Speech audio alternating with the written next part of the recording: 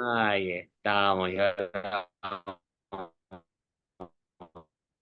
a hacer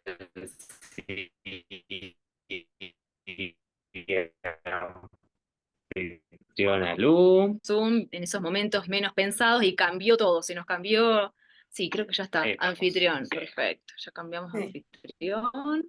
Bueno, Bueno, bienvenidas a todos, bienvenidas, namaste por estar acá, los que están en vivo y hacen la grabación.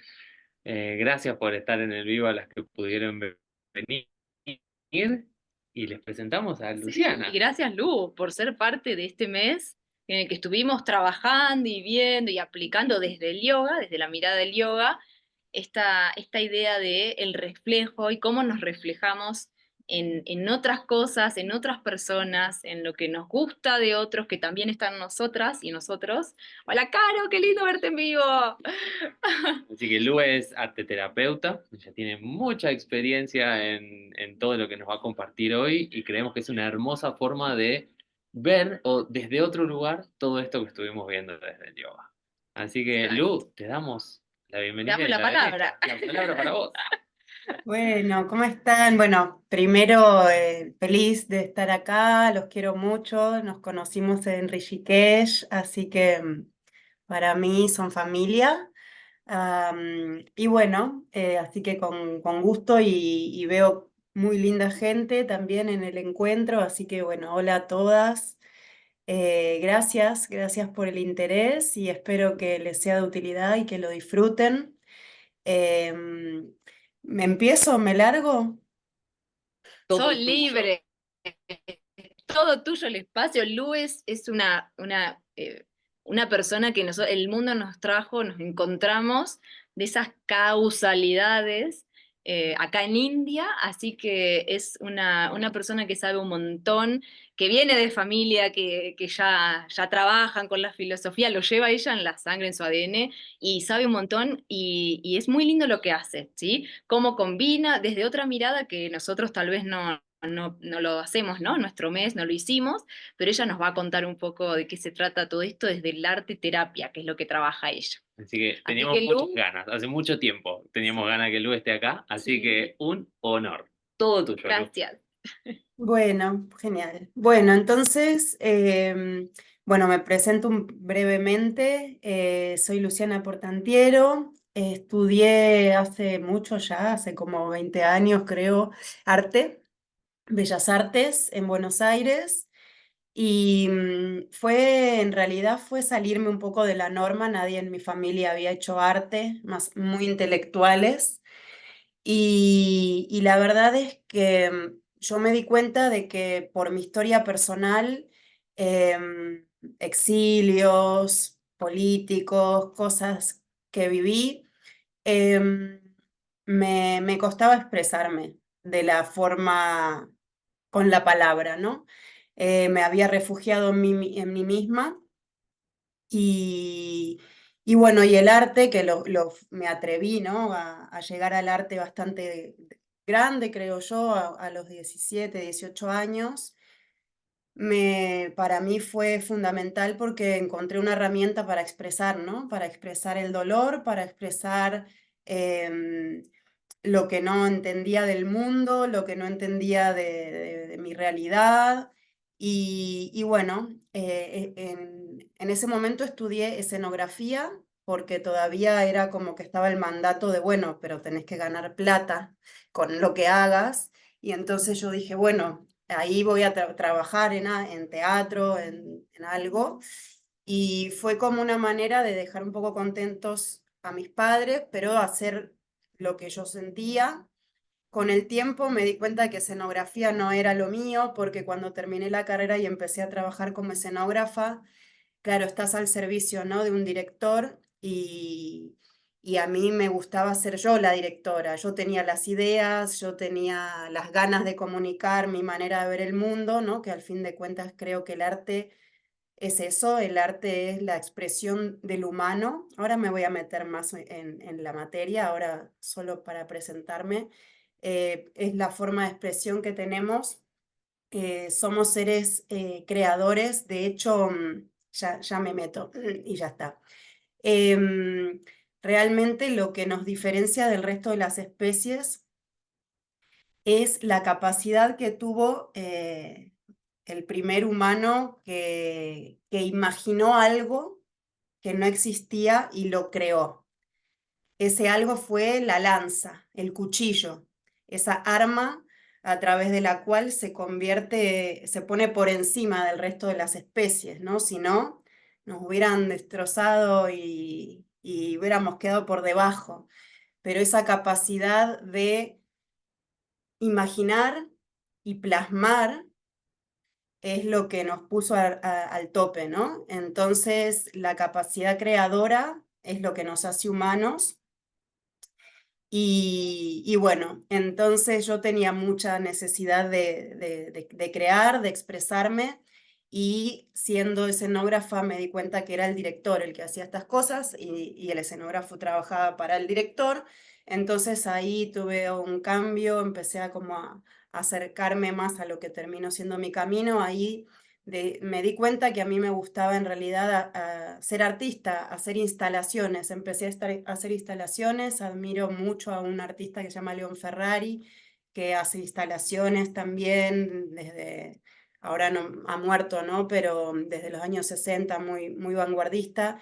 Y ahí, bueno, me metí, asumí de alguna manera que lo que yo quería era expresarme, y tal vez mis padres lo hacían a través de libros y clases, y yo a través del arte.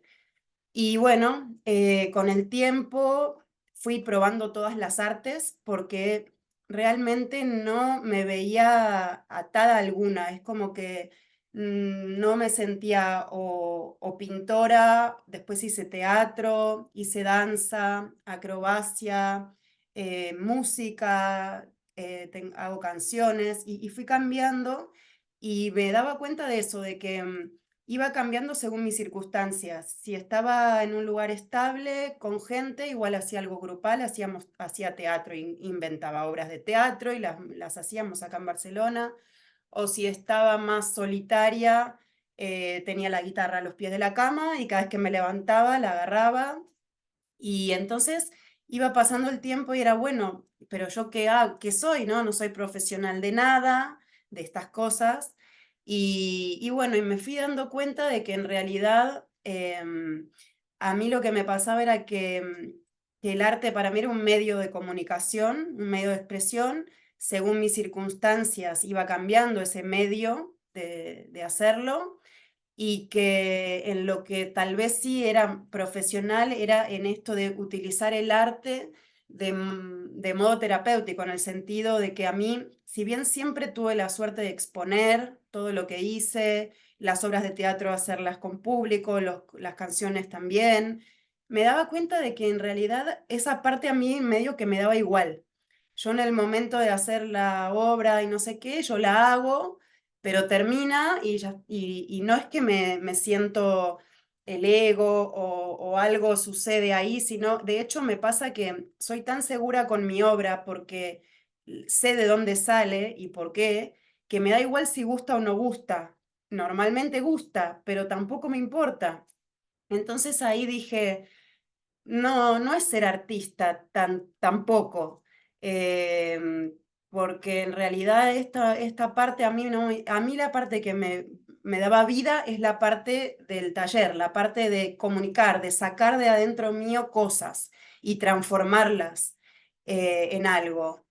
Y entonces, bueno, dije, bueno, arte terapia, eso ya en Barcelona, porque el arte me salvó a mí, y quiero que todas las personas se den cuenta de esto, ¿no? De que el arte no es para unos pocos, no es para los que saben copiar o saben tener una técnica, dominar una técnica, eso para mí más es un artesano, sino para todos, porque todos tenemos un mundo interior que a veces no comprendemos o que necesitamos amplificar.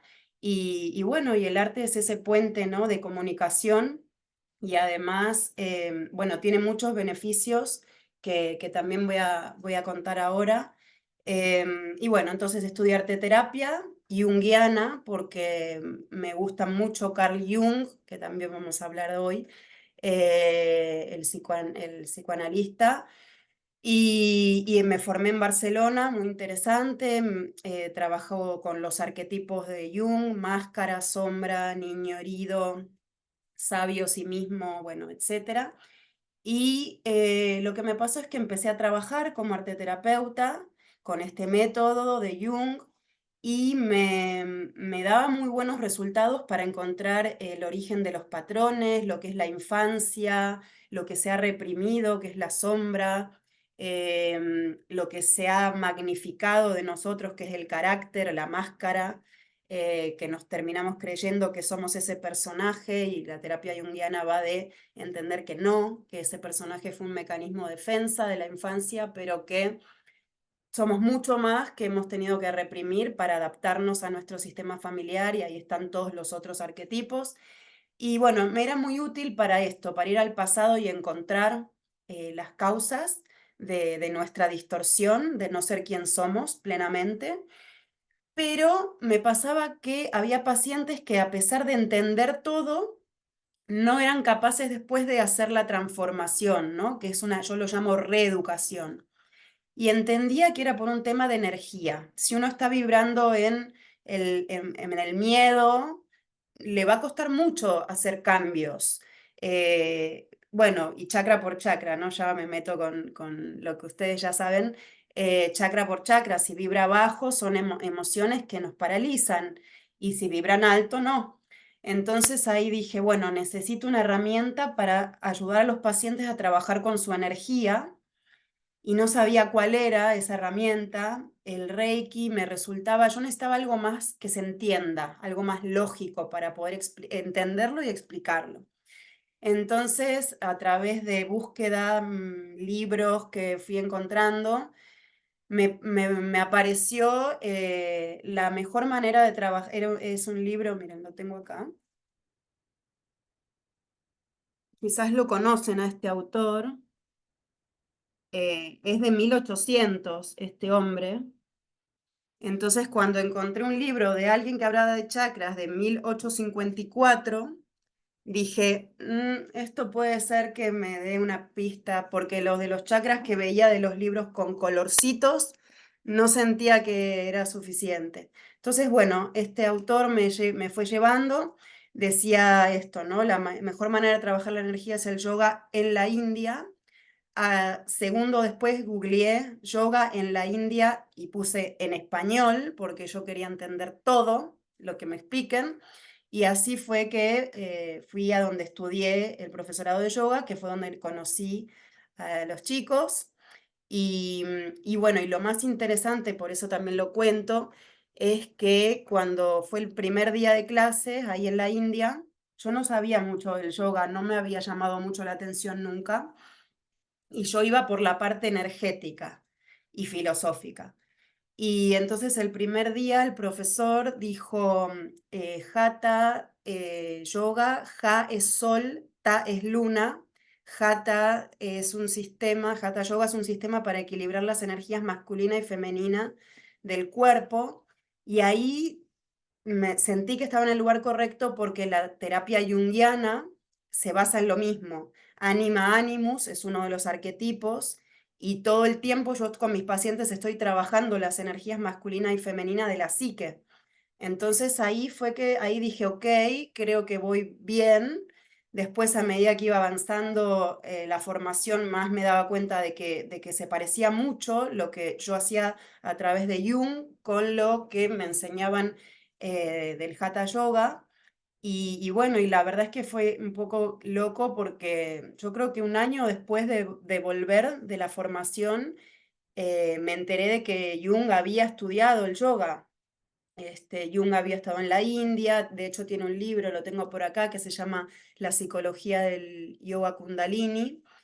Y claro, ahí entendí varias cosas. Primero entendí por qué Jung es tan inmenso y tan solvente, porque él estudió la psique como se la estudiaba en Occidente, que es el psicoanálisis, y también estudió la psique como se la estudia en Oriente, ¿no? Que es la meditación o el yoga, y lo integró todo. Y claro, es muy abarcativo y, y muy, esto, ¿no? Muy profundo, muy ancestral, pero al mismo tiempo muy actualizado. Y bueno, y me sentí como muy intuitiva también, porque al final llegué a lo mismo que había llegado Jung sin tener ni idea de que él había hecho ese camino. Em, entonces, hace unos años ya que tengo pacientes, tanto presenciales como virtuales, también en otros países, yo vivo en Barcelona, y también doy una formación de arteterapia junguiana en la cual enseño el método, y hay todo un módulo que tiene que ver con chakras y con, bueno, leyes herméticas y cosas que Jung también había estudiado y que también suman. Entonces, bueno, quería retomar un poco lo del arte en el sentido de qué es lo que nos hace humanos y que todos somos artistas en el sentido de que todos tenemos esta capacidad de crear, ¿no? Esa pequeña cuota de divinidad que tenemos, ¿no? Según el yoga en el cuarto chakra, es esa capacidad que tenemos de crear, de crear. Entonces, todos somos creadores, por lo tanto, todos somos artistas y por eso es una herramienta que es para todo el mundo. Incluso en las cavernas se preguntan, ¿no? ¿Por qué el hombre pintaba, ¿no? En las paredes de las cavernas? ¿Cuál era el que se buscaba con eso? Y ahí, bueno, hay varias teorías, pero a mí la que más me cierra y me gusta compartirla es que se ha observado que los animales que se dibujaban en las cavernas eran muy realistas, los bisontes como muy bien dibujados y muy realistas. En cambio, las personas no, las personas son palitos. Entonces, como que no había interés en que las personas sean realistas, sí había interés en que los animales sí. Entonces, se cree, además, los dibujos están en lugares poco accesibles, no están en las primeras habitaciones de las cuevas, sino en lugares inaccesibles, más inaccesibles. Entonces eso hace pensar varias cosas. Por un lado, que no era decorativo, porque está en un lugar de difícil acceso, era un lugar especial, no era donde pasaban el tiempo. Entonces no es decorativo. Y si no es decorativo, ¿cuál es la función, no? Entonces se cree que era la función que tenía era más, de alguna manera, mágica, psicomágica, energética, y lo que dice esta hipótesis es que ellos eran muy observadores, ¿no? De por sí, porque eran cazadores, entonces tenían que observar mucho, y obviamente a la presa la observaban mucho. Entonces, por eso es que sin verla podían dibujarla tan realista y se piensa que lo que sucedía era que ellos creían que cuanto más realista lo hicieran, más rápido lo iban a obtener. O sea, era una manera de obtener lo que querían. Que ahora es algo yo de hecho es uno de los ejercicios de la formación, que es el tablero de visión, visionar eso que queremos con un collage, por ejemplo, y tenerlo en la pared y tenerlo a la vista, o dibujarlo o escribirlo. Entonces, bueno, ya imagínense que desde esos tiempos el arte ya tenía una función que era visibilizar lo que queremos atraer, ¿no? Lo que queremos integrar. Entonces, bueno, esto me gusta siempre decirlo porque hay personas que todavía tienen la idea, ¿no? De que el artista es esa persona o snob o hippie, cuando en realidad creo que esas banalizaciones tienen que ver con el gran poder que tiene el arte y que entonces no quieren que todos nos asumamos, ¿no? Como artistas, porque bueno, si todos somos creadores no vamos a ser tan sumisos seguramente. Y bueno, y después esto que hablaban, ¿no? De la proyección, que creo que es lo que estuvieron viendo, ¿no? Este mes. Bueno, arteterapia se basa en ese concepto, ¿no? En que todo lo que creamos, en todo lo que creamos estamos nosotros. Básicamente, no conocemos nada que no sea nosotros. Todo lo demás es proyección. Entonces, si yo esto lo veo con mis pacientes y con mis alumnos, ¿no? Si yo te mando a hacer un ejercicio de arte terapia que va a ser un cuento, vas a salir entre los personajes. De hecho, hay un ejercicio muy bonito que hago, que lo hago en puertas abiertas, así que en algún momento los podemos invitar, es gratuito, lo hago siempre antes de la formación. Es un ejercicio en el cual a través de un cuento después les hago ver las cualidades de los personajes, positivas y negativas, y vamos haciendo un filtro hasta darnos cuenta de que todas las cualidades positivas de los personajes las tengo, todas las cualidades negativas de los personajes las tengo, y lo mismo si hacemos un dibujo, y lo mismo si hacemos una escultura, todo el tiempo estamos hablando de nosotros. Entonces, el arte y la arteterapia es muy útil porque nos permite terciarizar, ¿no? Ver afuera lo que no podemos ver a veces porque lo tenemos demasiado cerca, y además nos ofrece la forma de verlo a través de la metáfora, ¿no? La poesía. Puedo ver cosas muy duras o dolorosas, o puedo sacar la rabia, o bueno, emociones que son complejas, o historias, traumas, los puedo ver a través de terciarizarlo por un lado. No está acá, está acá, lo puedo observar con más objetividad. Y por otro lado, bueno, la metáfora, la poesía, ¿no? Que tiñe todo un poco de romanticismo, de magia, y hacer que el paciente de alguna manera termine recreando su propia leyenda, el camino del héroe, ¿no? Que es el que hacemos al final todos en nuestra vida, ir viviéndolo con el apoyo del arte.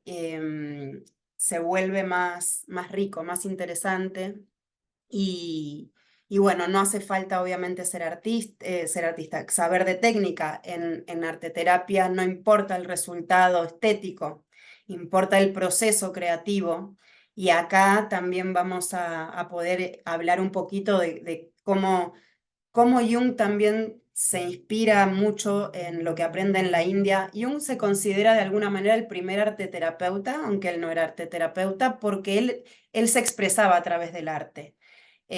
Dibujaba increíble, en el libro rojo hay unos dibujos impresionantes, esculpía, él construyó toda una parte de su casa en la naturaleza que fue su refugio, lo construyó él. Entonces él lo que se dio cuenta es que durante el proceso creativo entraba como en una especie de trance, ¿no? Cualquiera, si alguien de acá ha hecho algo de arte, por ahí sí reconoce esto de que podés estar horas y no tenés hambre, o no tenés ganas de ir al baño. Entramos como en otro estado, ¿no?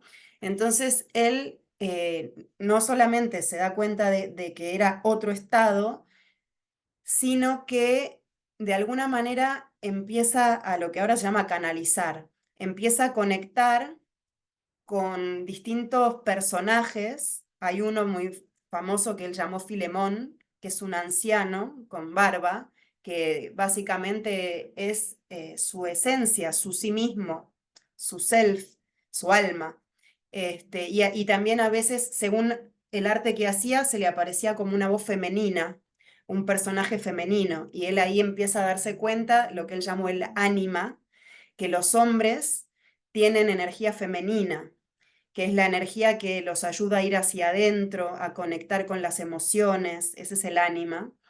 Y en su caso, bueno, era una mujer de una forma en concreto, y todo esto le pasaba cuando estaba haciendo arte.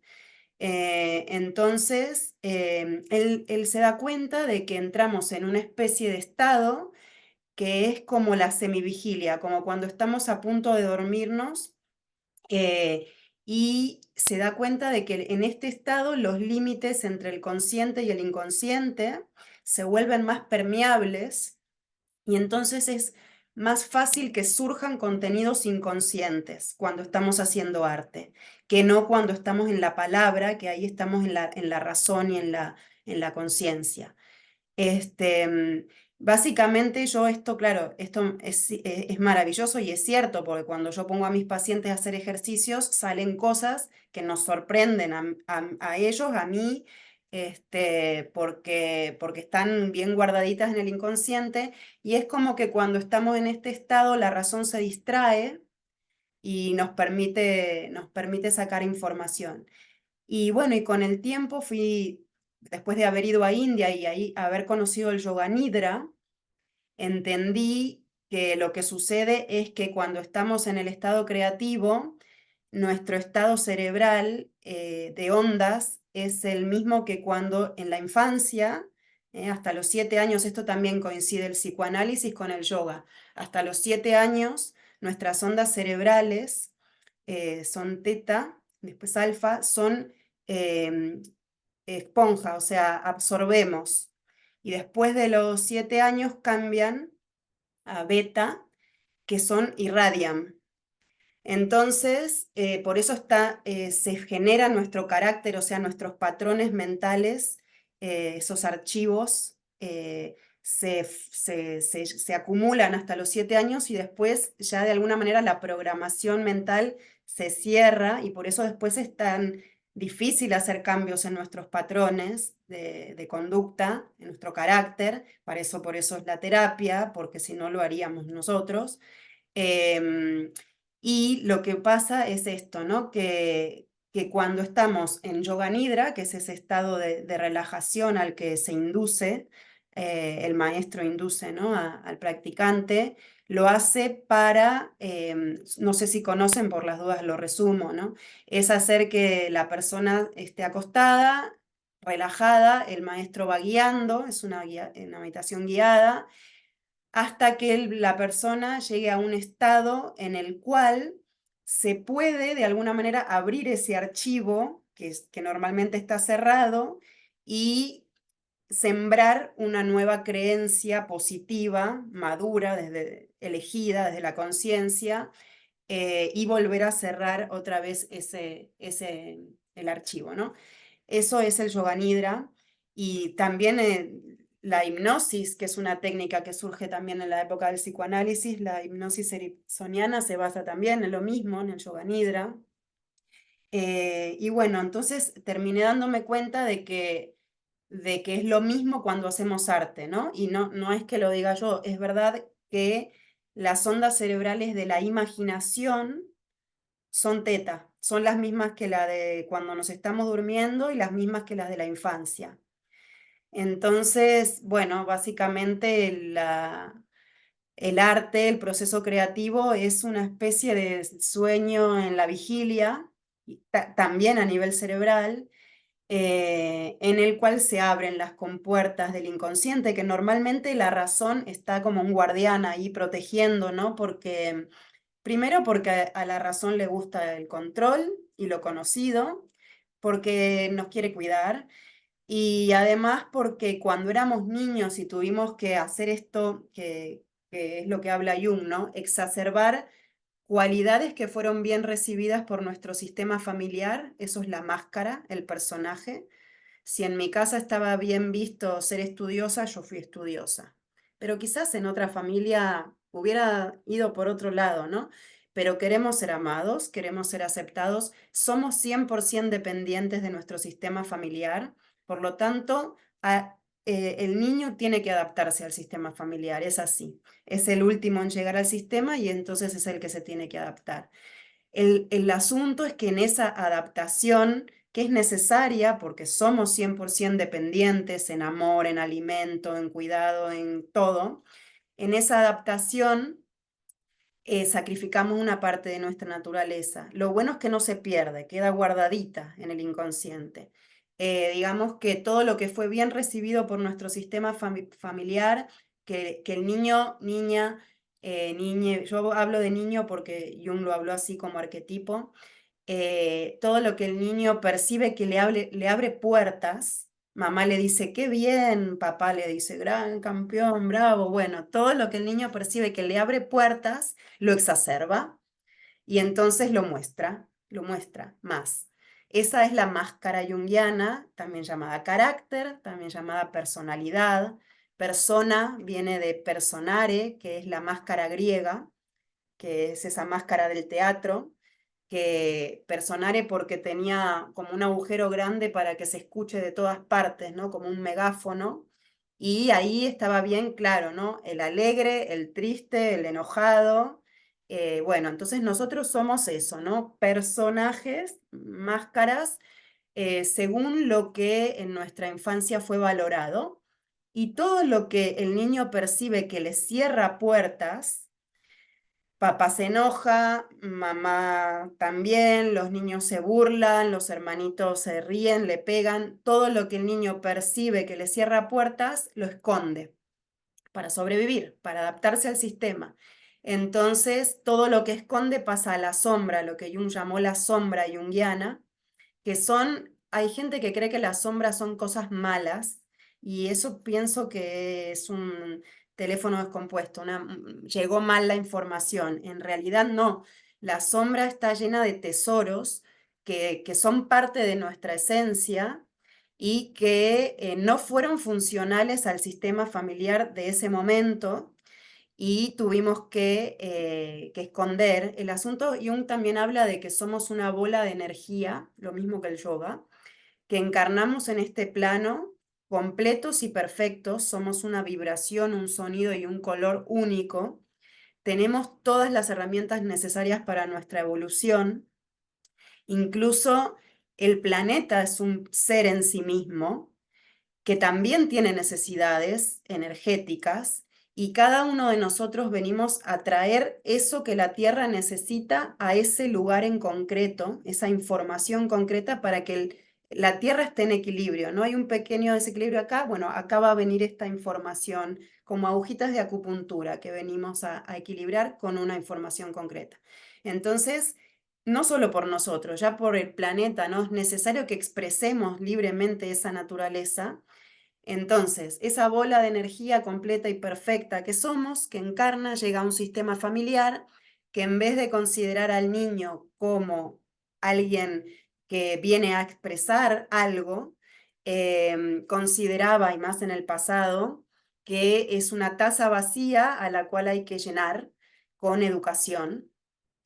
Entonces, bueno, entonces sucede esto, ¿no? Los padres como están encima del niño mostrándole lo que sí de él es bien recibido, lo que no es bien recibido. Esta bola de energía se parte, ¿no? La parte que muestro hacia afuera, la máscara, y la parte que escondo de mí en la infancia, la sombra. Son dos energías contrapuestas.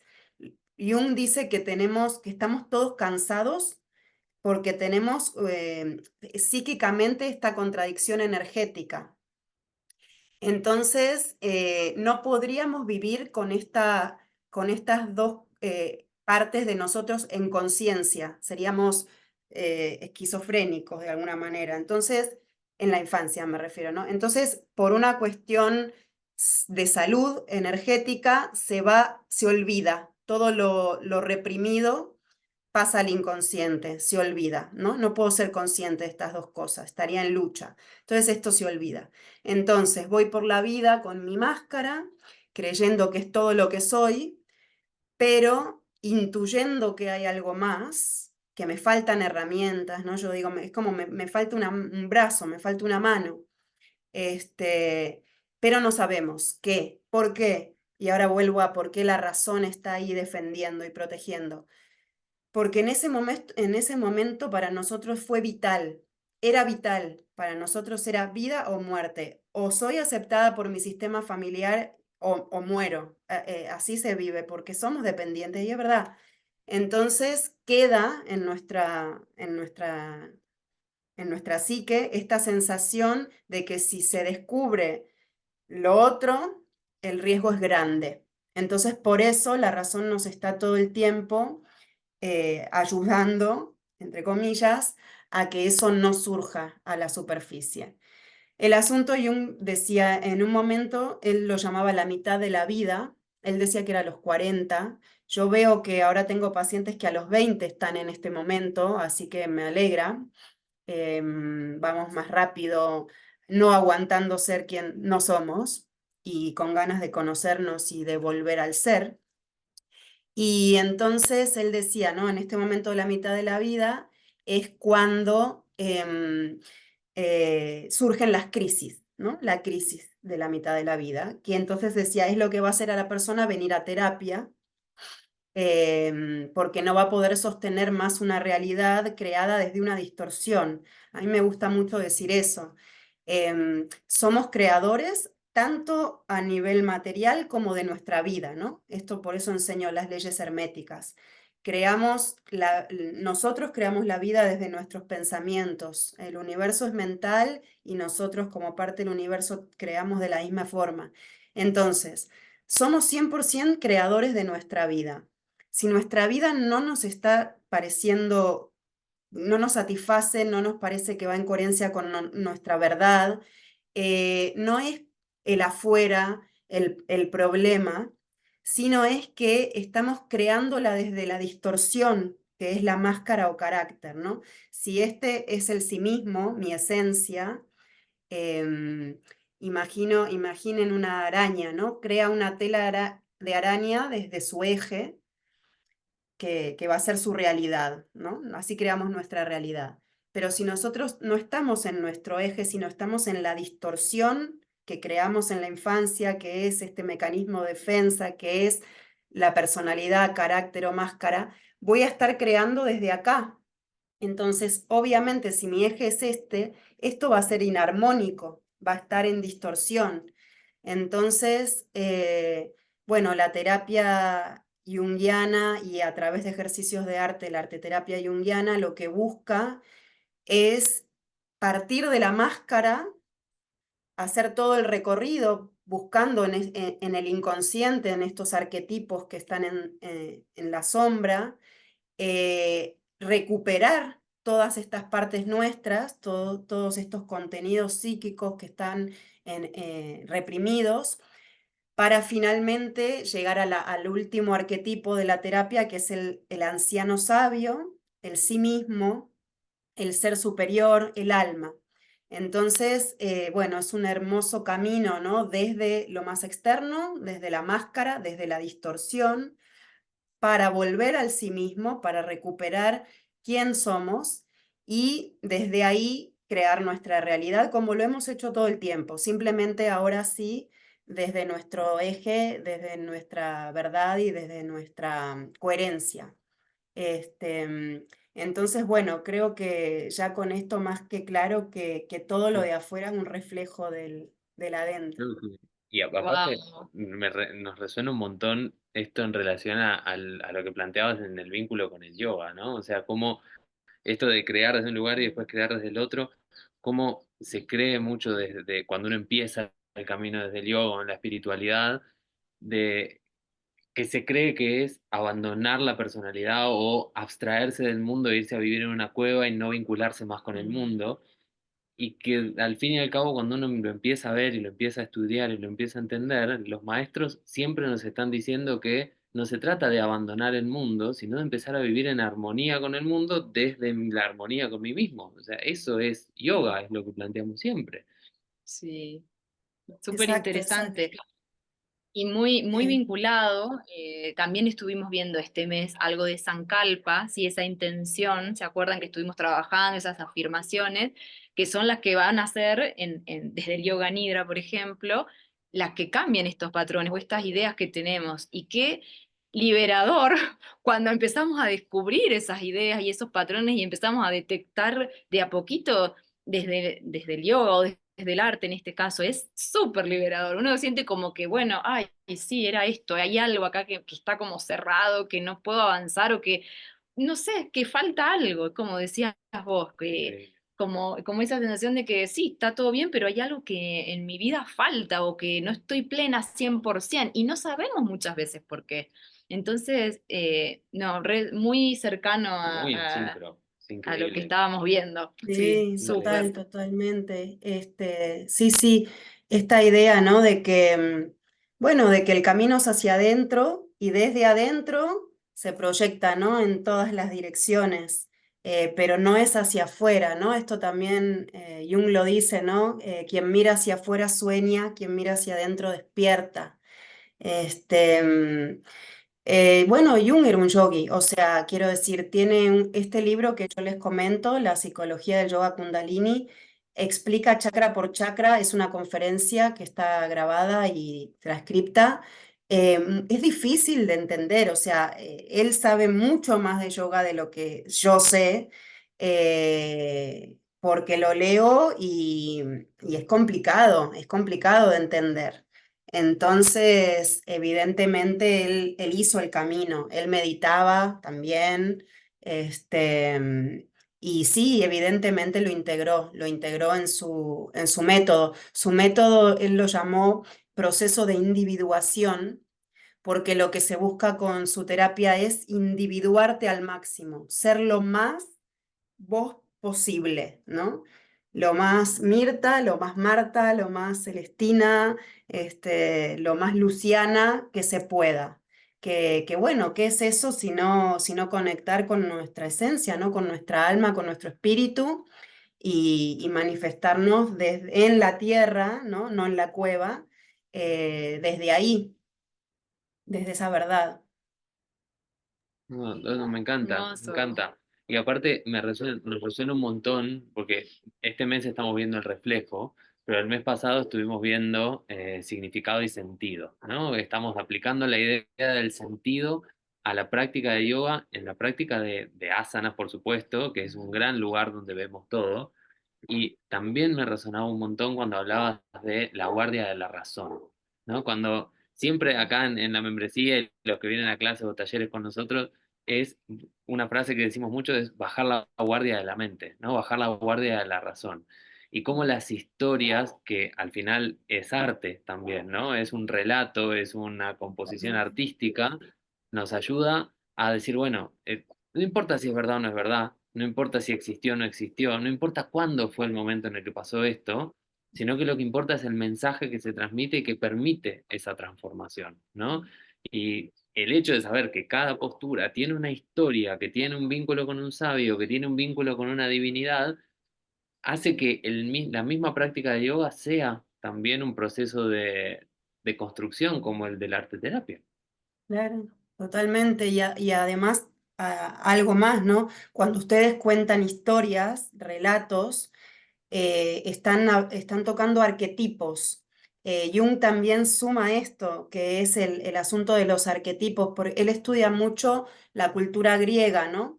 Y descubre, o bueno, aporta que los diferentes dioses griegos, que yo también enseño esto en la formación, porque es también una herramienta útil y junguiana, cada dios griego no es un personaje, un ser aparte. Cada dios griego es un modelo de conducta humana. Tanto para hombres, los dioses griegos son arquetipos de conducta masculina y las diosas griegas son arquetipos de conducta femenina. Y además no solo eso, sino que tenemos que tenerlos a todos, porque como partimos también de la base, y Jung dice lo mismo, que somos 50% energía femenina, 50% energía masculina, dentro mío tengo que tenerlos activos a todos, tengo que tener activa, yo qué sé, a Demeter, que es el arquetipo de la madre, cuando tengo que cuidarme a mí misma o tengo que cuidar a otro. Tengo que tener activo el arquetipo de, por ejemplo, Atenea, cuando tengo que dar una clase y tengo que estar en la lógica para que se me entienda, en la razón, etcétera. Y también tengo que tener el arquetipo, voy a decir, por ejemplo, de Apolo, que es la constancia, es el sol, ¿no? Es la energía, la constancia, cuando tengo que levantarme a la mañana y ponerme a responder mails a mis alumnas, porque si no lo hago me atraso y no sé qué. Entonces, esa es mi energía masculina, ¿no? Mi animus. Entonces, él se da cuenta de esto, ¿no? Que los personajes mitológicos, y los de la India es igual, por eso lo traigo, los personajes mitológicos en realidad tienen que ver con conductas humanas, masculinas y femeninas, por lo tanto que nos atañen por completo a todos, que llevan tantos años y tantos años que ya están en el inconsciente colectivo y que entonces yo siempre les pongo el ejemplo, ¿no? Porque cuando en un momento de la terapia llegamos a entender qué es lo que hemos reprimido y qué es lo que tenemos que por lo tanto volver a activar en nosotros, obviamente nos cuesta, ¿no? No estoy acostumbrada, nunca lo hice, nunca actué de esa manera, me da vergüenza, no me va a salir. Bueno, entonces Lo viene la mismo que pasa en una reeducación, postura de yoga, ¿no? Lo mismo que pasa en una postura de yoga. No lo puedo, no mismo. me sale, nunca le hice, Flexible. no soy flexible. Exacto, exacto. Entonces, ahí hay que reeducarse, ¿no? Y para reeducarse, obviamente hay que trabajar con las creencias, los patrones limitantes, pero además necesitamos modelos, porque si yo en mi casa vi que mi papá siempre ante cualquier cosa se iba para adentro, ¿cómo voy a saber yo cómo actuar cuando pasa algo y tengo que salir a gritar porque si no, no me funciona, ¿no? Irme para adentro? No lo vi nunca, no tengo un modelo de referencia. Entonces, ahí es cuando tomamos de los dioses griegos y entonces vemos todos los arquetipos y vemos cuál me falta, cuál me tengo que potenciar y cómo haría Dionisio en este caso, cómo haría tal en tal otro, ¿no? Y yo siempre les digo, de modelo pueden usar también a la vecina, es lo mismo. Lo que pasa es que Jung se da cuenta que estos cargan con mucha energía más que la vecina porque son años y siglos que ya en nuestro inconsciente colectivo ya están, ¿no? Por la abuela, la bisabuela, ya está esa información ahí, entonces es más fácil. Entonces, con lo de los dioses hindús, es exactamente igual. Entonces, cuando ustedes comentan esa historia, igual la persona racionalmente la cree o no la cree, pero inconscientemente está activando, está presionando un botón y está activando un arquetipo que está ahí esperando a ser activado, por ejemplo. Tremendo, Qué lindo, tremendo, wow. tremendo, me encanta. Hermoso. Es como decimos, ¿no? Si todos tenemos ese Hanuman, ese Shiva, ese Brahma o ese Vishnu dentro, ¿no? Sí, Y cuando accionamos, es cuando accionamos el botón, me encanta que hayas dicho accionar el botón, porque es exactamente eso lo que Y decimos. siempre lo dice, Siempre digo. lo que activan los botones. Entonces es sí. increíble lo que pasa. Y es responde también a una de las preguntas que se suele hacer un montón respecto a los dioses hindúes, que también tiene que ver con los dioses griegos, ¿no? Estamos tan acostumbrados a esta idea de un solo dios que cuando viene otro panteón y se te presenta como el griego o el hinduista que tiene tantos, te preguntas por qué. Entonces, ¿por qué? Porque la gente cambia. La gente no es la misma que hace 2500 años y la versión de Shiva de hace 2500 años no es la misma que la que vemos ahora. En su momento era Raudra, era Rudra, de otra forma. Ujú, Krishna es una de las deidades más modernas. ¿Por qué? Porque representa lo que la sociedad de ahora necesita ver representado.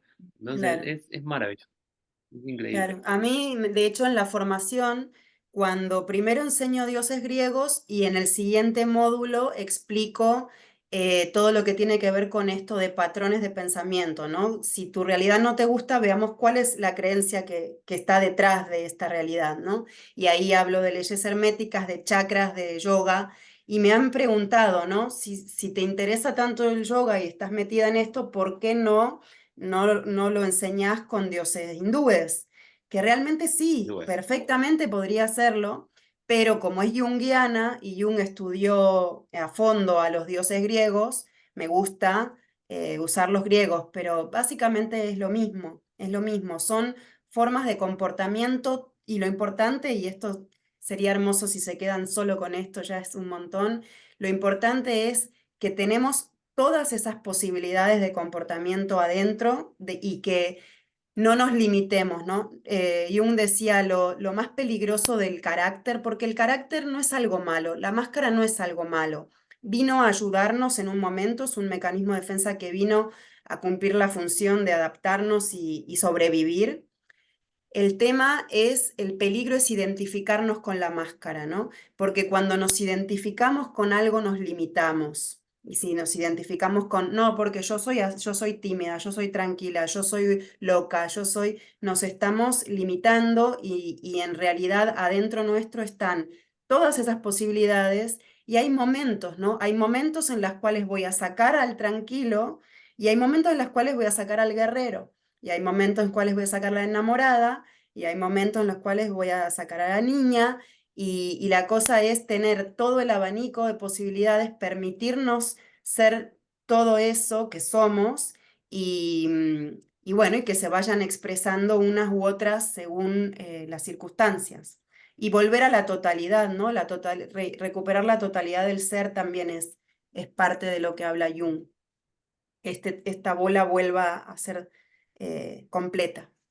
Y vuelve a ser todo, claro, un completo.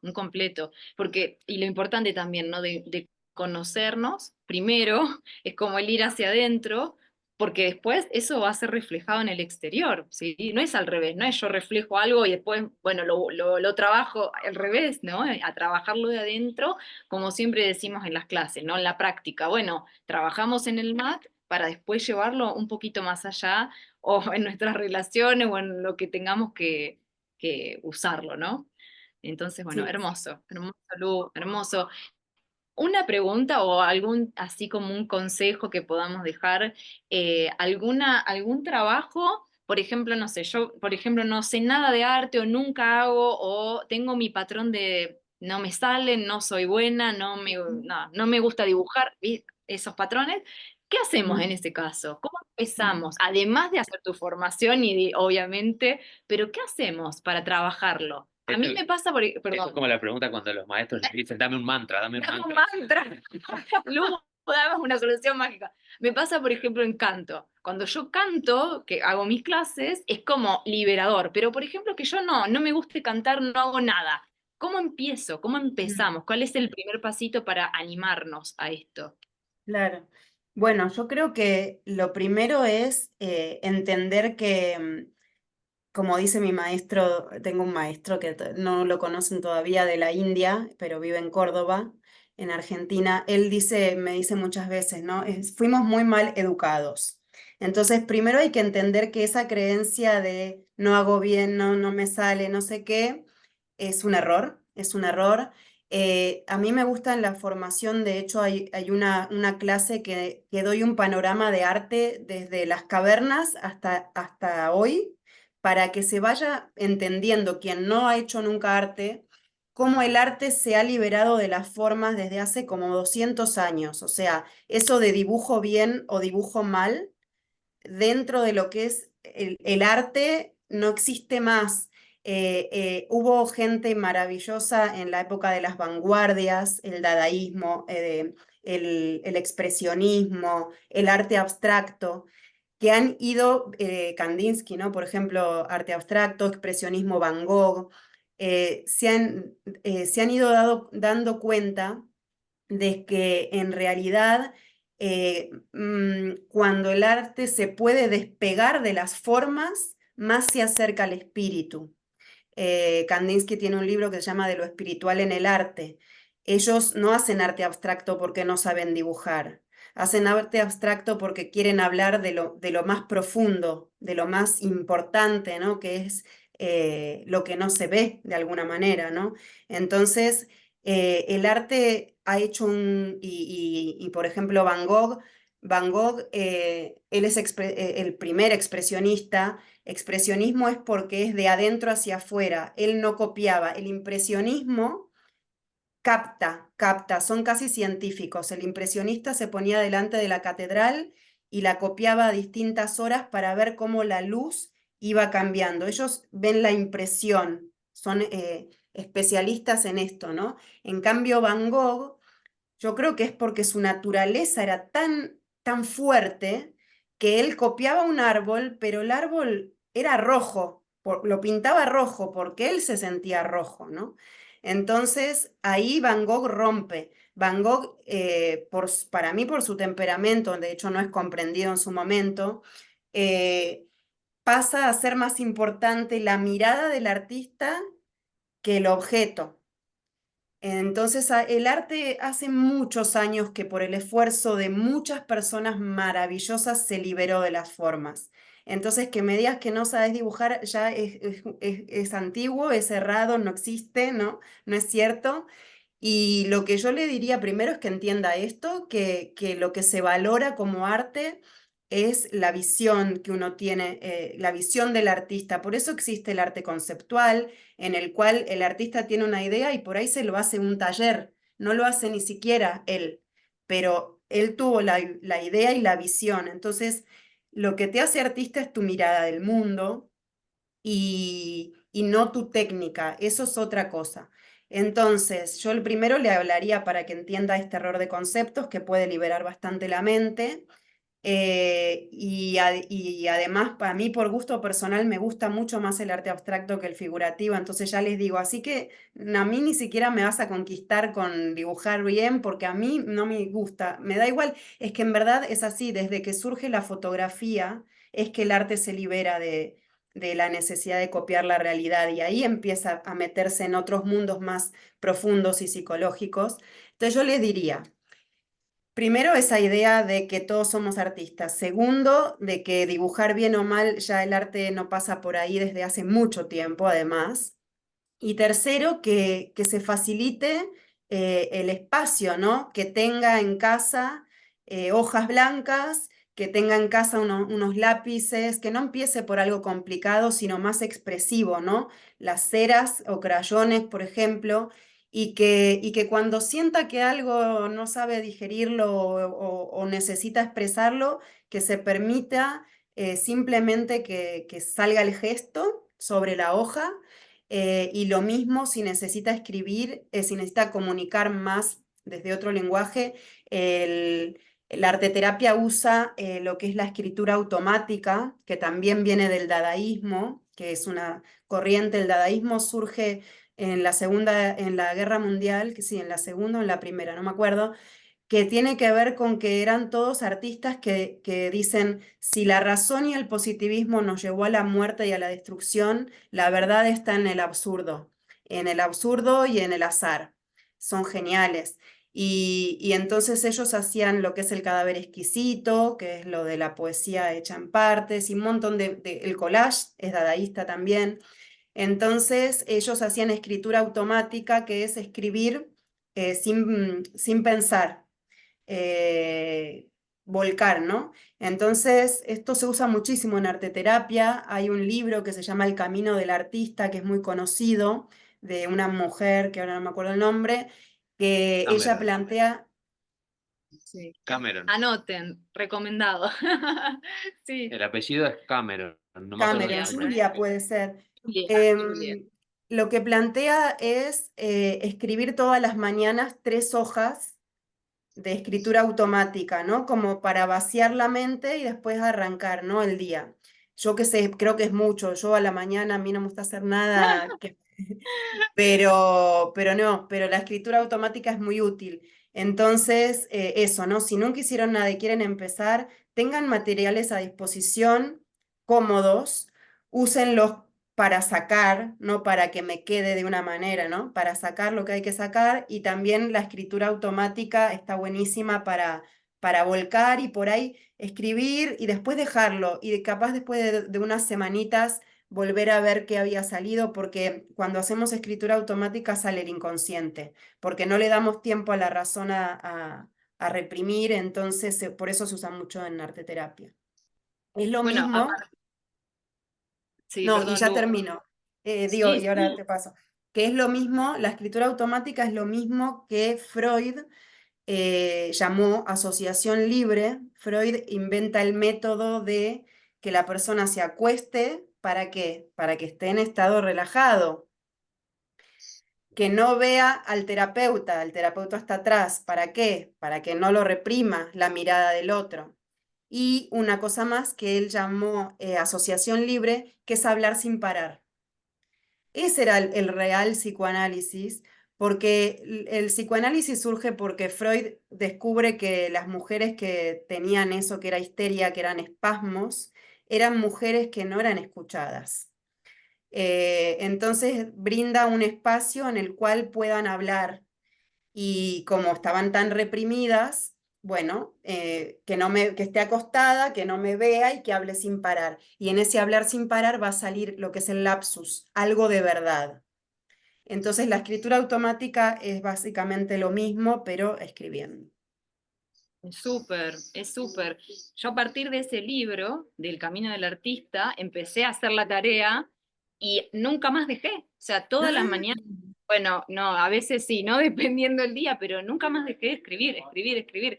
Y es increíble hacerlo a la mañana, o sea, cuando nos levantamos, si quieren hacer una meditación, bueno, pero háganlo cuando la mente ya no puede reaccionar mucho y escribir, escribir, escribir, se completan las 3 páginas. Te digo que a veces hay tela para rato, pero es increíble lo que sale y lo liberador. Y además que eso es para uno. O sea, no tiene que quedar ni bien ni mal, lo mismo que pintar, lo mismo que cantar. Uno ujú. hace para uno. Si el otro no le gusta, bueno, que no mire, que no escuche, que no lea, pero es para uno. Y es súper... Siempre que uno haga algo, va a haber 50% de gente que le guste y 50% de gente que no le guste. Estamos en la dualidad y así debe ser. Entonces, bueno, respetémonos a nosotros y seamos coherentes porque da igual, porque hagamos lo que hagamos, va a haber 50 de aprobación y 50 de desaprobación. Sí, es Me hermoso. encanta. Si quieren leerlo, es muy lindo el libro o hacer las escrituras Yo matutinas. tengo ganas de hacer arte terapia, ahora me quiero También, anotar con Luz. también, también. A Qué vos lindo. bueno, a los dos, pero sí, es súper interesante, súper No, interesante, aparte, la verdad. cuando hablabas, cuando decías cosas recién, o sea, es como que uno va atando cabos, ¿no? Cuando mencionabas esta idea de la evolución del arte, de cómo el arte, usaste una palabra, ¿no? Deja de ser, eh, como que ahora Figurativo. no es, no, no, claro, que ahora no importa cómo lo haces. Mm, La evolución de la práctica de yoga también tuvo una gran evolución. Vamos a la práctica física, ¿no? Ujú. Eh, Pensá, cuando hablabas de Van Gogh, cuando hablabas de todos los grandes maestros que cambiaron la forma de hacer arte, no sé, se me venía a la cabeza Iyengar, ¿no? ¿A quién se le hubiera ocurrido colgar a la gente de un columpio y usar tantos elementos para hacer una postura, usar una silla, ¿no? Entonces, fíjate cómo el genio de una persona toma una sabiduría, toma una inspiración y lo cambia para que para que todos lo puedan expresar. Y de alguna forma, como vos dijiste, ¿no? Figurativo era la palabra, mm, sí, la postura también deja de serlo, porque ya no hay una postura perfecta, ya no hay una forma ideal de hacerlo. Hay una forma, hay un ideal escrito, pero cada uno lo adapta a la práctica que uno quiere, a la práctica que uno puede y a la práctica que uno necesita, ¿no? Hay una guía, no hay un ideal. Entonces, eso es claro. maravilloso de esta era también en relación al yoga y al arte. Me encanta. Sí, y fíjate que tanto Van Gogh como Iyengar eh, abrieron, ¿no? Liberaron, porque ellos mismos, por cuestiones muy de ellos, ¿no? O sea, Van Gogh tenía esa interioridad explosiva, expresionismo, y el arte para siempre se libera de la forma. Y Iyengar, desde sus dificultades personales y únicas, crea eso y libera, ¿no? Entonces, con más razón esto que estábamos diciendo, expresemos nuestra naturaleza porque estamos acá para algo y no solamente por nosotros, ¿no? Sino también para los demás. Así que, increíble. Hermoso. Increíble. Qué lindo Ah, encuentro. ¿Alguien tiene alguna pregunta o alguien quiere compartir algo? ¿Alguien probó hacer arte, hacen arte? Yo sé que algunas personas tejen. Bueno, cada una, ¿no? Con su expresión de creación, o si ¿no? quieren Si preguntarle algo quieren a Lu y preguntar, si tienen aprovecharla, alguna duda, el espacio está abierto, ya saben. Ahí acá hay un mensajito escrito de Caro. tenía que Se ir. tenía que ir, ok. No, si alguien quiere preguntar algo, abran el micrófono y pueden Ahí preguntar. la Cele, ahí ven. Oh, hola chicos, hola Lu. Hola, Yo Oli. siempre me interesó el arte en dibujar desde chica. Nunca me dieron mucha bola, pero de grande empecé a dibujar mandalas y con las mandalas se me abrió mucho la creatividad y me ayudó muchísimo a resolver un montón de cuestiones del inconsciente y del subconsciente. Es más, ahí atrás tengo una mandala hecha por mí, no sé si la Qué llegan a ver. lindo. Sí, se Y ve. bueno, eh, nada, me ayudó muchísimo y la verdad que es súper liberador el tema de la creatividad que nos entrega el arte y cómo lo podemos realmente trasladar a las prácticas. Los que somos profesores de yoga somos creadores y creativos todos los días, porque creamos una práctica diferente todos los días y es una forma también de estar conectados con el arte siempre.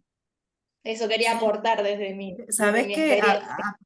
Qué bueno, aportaste mucho porque además de tu experiencia y de esos mandalas increíbles que haces, porque Jung toma el mandala también. De hecho, esta moda, ¿no? Entre comillas, de pintar mandalas, que viene un poco porque Jung mandaba a eso, tiene que ver con que el mandala es una forma, Jung habla de que la psique tiene una forma circular y que cuando uno medita activamente, que es pintar, cuando uno medita activamente en una figura que tiene un punto central y es armónica hacia los lados, ordena la psique. Entonces, por eso los mandalas son maneras de meditar, ¿no? Crear mandala, que en realidad lo hacen con polvo y todo, son meditaciones activas para ordenar la psique. Entonces, para Jung, el círculo y en concreto el mandala es el símbolo de una psique ordenada. Ah.